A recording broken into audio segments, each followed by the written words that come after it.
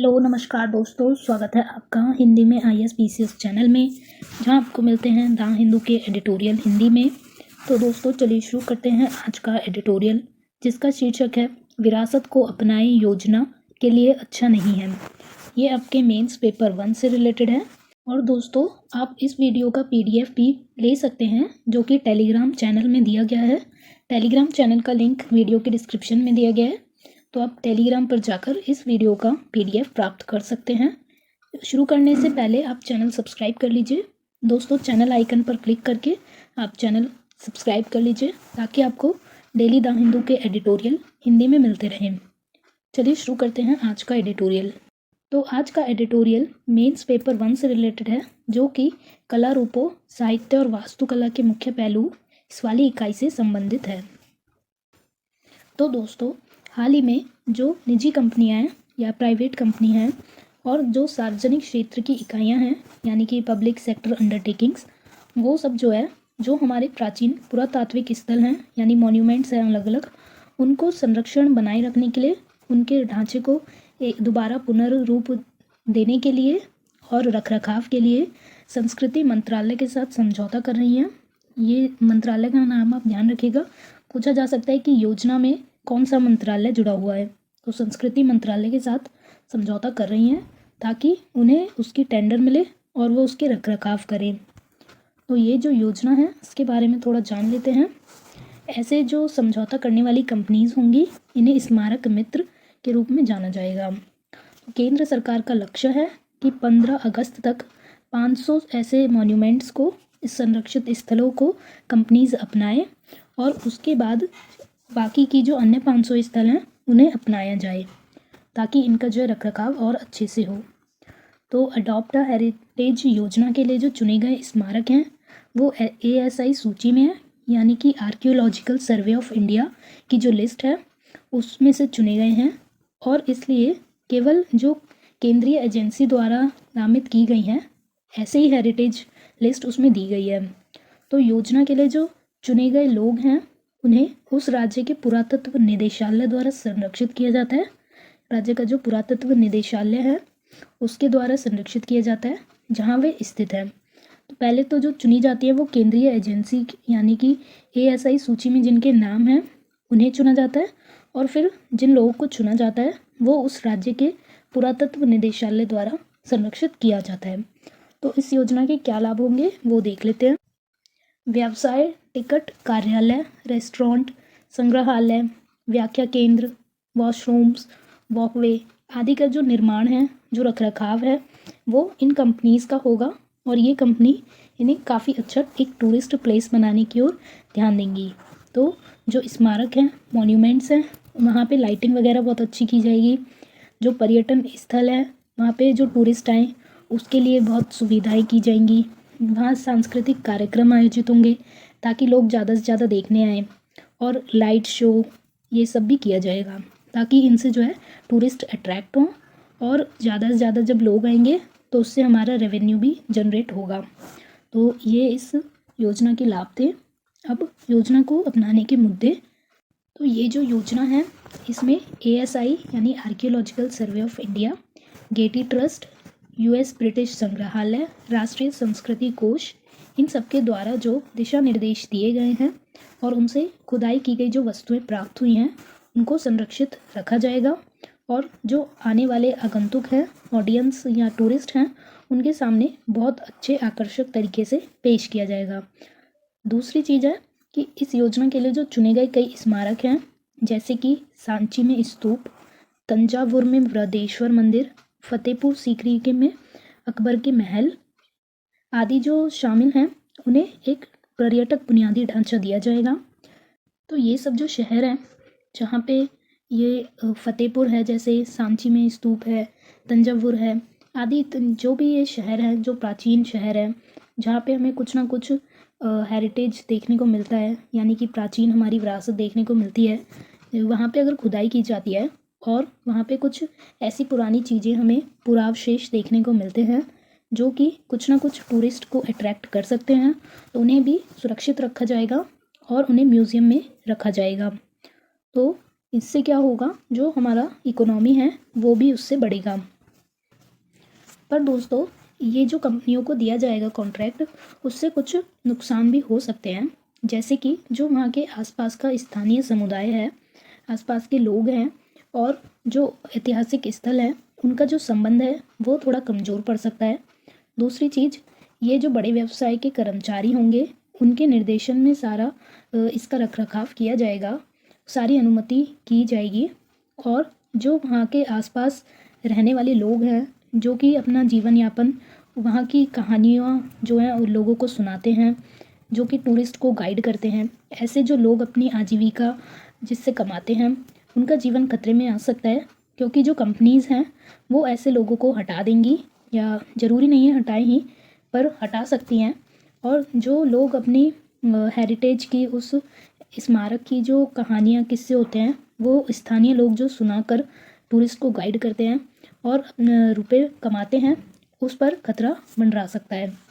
तो स्मारक की रोशनी को रेखांकित करने के लिए बड़े व्यवसायों की भी ये हो सकता है संभावनाएं कि ये परेशानी करें।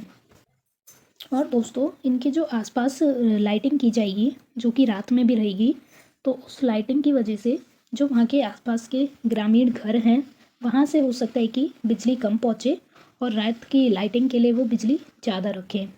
तो इस योजना के लिए कुछ स्मारकों का चयन किया गया है, जो कि कुछ ऐसे हैं ASI द्वारा संरक्षित नहीं हैं, लेकिन वो पुरातत्व निदेशालयों में हैं।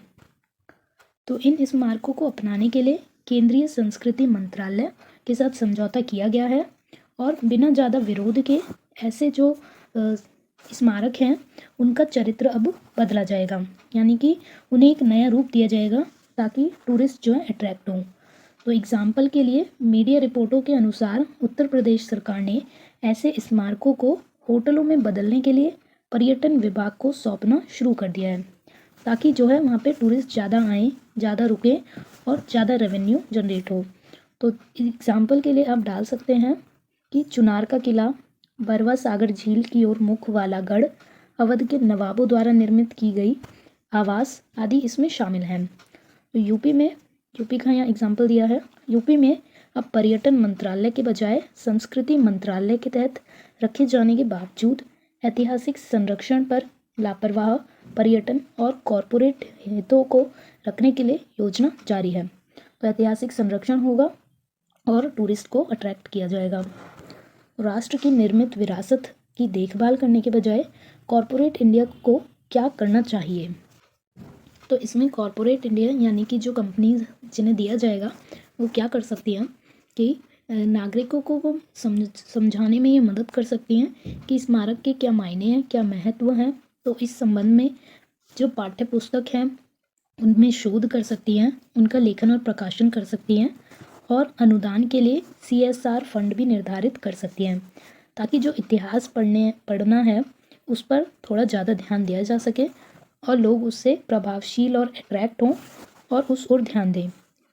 व्यापारी और दुकानदार जो हैं वो अपने आसपास जो उनके स्मारक हैं उससे संबंधित कुछ किताबों को, नक्शों को यानी मैप्स, उससे रिलेटेड पुरानी तस्वीरें, उन सबको एक साथ इकट्ठा कर उन्हें स्कूली पुस्तकों के लिए भी दे सकती हैं। तो ये छात्रों को भी और ज़्यादा प्रेरित करेगा और वो स्मारकों के प्रति और ज़्यादा रुझान उनमें आएगा। तो कॉरपोरेट्स भी सुधा मूर्ति और NR नारायण मूर्ति, ये एग्जाम्पल दिया गया है जो कि प्राइवेट कंपनीज़ के हैं। तो इनके द्वारा पुणे में भंडारकर ओरिएंटल रिसर्च इंस्टीट्यूट बनाया गया, जिसमें कि उपहार देने के लिए ली गई अगुवाई का पालन कर सकते हैं, ताकि जो हमारे पाठ्य रिकॉर्ड हैं और पुरातात्विक साक्ष्य हैं उनको एक साथ इकट्ठा करके इतिहास लेखन का कार्य किया जा सके। तो इन्होंने एक रिसर्च इंस्टीट्यूट बनाया है ताकि जो हमारी पुरानी हिस्ट्री है, जो हमारे पुराने जो हेरिटेज हैं, स्मारक हैं, उनके ऊपर शोध किया जा सके और उसका जो इकट्ठा हमें सामग्री मिलेगी उसको इतिहास लेखन किया जा सके। तो कोविड-19 की महामारी के बाद से कुछ विश्वविद्यालयों में मानविकी और समाज विज्ञान विभागों में भर्ती फ्रीज देखी जा रही है। तो अब समय आ गया है कि जो भर्तियां हैं उन्हें दोबारा से किया जाए और इस क्षेत्र में आगे काम बढ़ाया जाए। तो फेलोशिप भी शुरू की जा सकती है, प्रोफेसरशिप भी इसमें प्रदान की जा सकती है और अनुसंधान को बढ़ावा दिया जा सकता है। तो औद्योगिक जो घराने हैं वो ऐसे ऐतिहासिक इमारतों का संरक्षण करें, उन्हें उनमें सहयोग करें और CSR जो फंड है उसका उपयोग करके हम नए नए उपकरण और नवीन तकनीक का भी इस्तेमाल कर सकते हैं, ताकि इसमें और ज़्यादा हमें कार्य प्रगतिशील देखने को मिले। तो आगे बढ़ने का रास्ता यानी कि वे फॉरवर्ड जान लेते हैं, लेकिन उससे पहले यदि आपने चैनल सब्सक्राइब नहीं किया हुआ है तो कर लीजिए। चैनल के लोगो पे जाकर आपको चैनल सब्सक्राइब करना है और डेली आपको द हिंदू के एडिटोरियल हिंदी में मिलेंगे। तो आगे बढ़ने का रास्ता, तो जैसे कि पहले टाटा सन्स या ONGC ऐसे कंपनियां थी काफ़ी, वो धन का योगदान देती थी ताकि लोगों को इस क्षेत्र में ट्रेनिंग दी जा सके, उन्हें प्रशिक्षण दिया जा सके और रोजगार उपलब्ध कराए जा सके। तो ऐसे कदमों को जारी रखने की आवश्यकता है ताकि इस क्षेत्र में लोग प्रशिक्षित हों और टूरिस्ट को गाइड करें, वहाँ के स्मारकों का संरक्षण करें और बाकी अन्य चीज़ों को भी वो ध्यान दें। तो ऐसे जो कॉरपोरेट्स हैं उन्हें प्रकृति कला और विरासत फाउंडेशन के लिए विकास और अनुसंधान को बढ़ावा देना होगा और पारंपरिक भवन प्रौद्योगिकी यानी कि जो भवन है वहाँ का जो स्ट्रक्चर है उसमें जो प्रौद्योगिकी टेक्नोलॉजी है उसको और ज़्यादा इनोवेट करना होगा, उसमें काफ़ी चीज़ों को ऐड करना होगा ताकि उसका रखरखाव हो और वहाँ की जो जलवायु वगैरह है उसमें भी कोई परिवर्तन या खतरा ना आए। तो उसमें भी नई नई टेक्नोलॉजी, नया इनोवेशन हमें करना होगा और क्लाइमेट चेंज का भी ध्यान रखना होगा कि उस पर भी कोई असर ना पड़े। निजी क्षेत्र के जो संसाधन हैं और जो एक्सपर्टीज़ हैं उनको भी हमें काम में लाना होगा और हमें जो वहाँ के डैम्स हैं, बांध हैं, खनन परियोजना है या फिर लूटपाट वगैरह से भी हमें सुरक्षित रखने में ध्यान रखना होगा।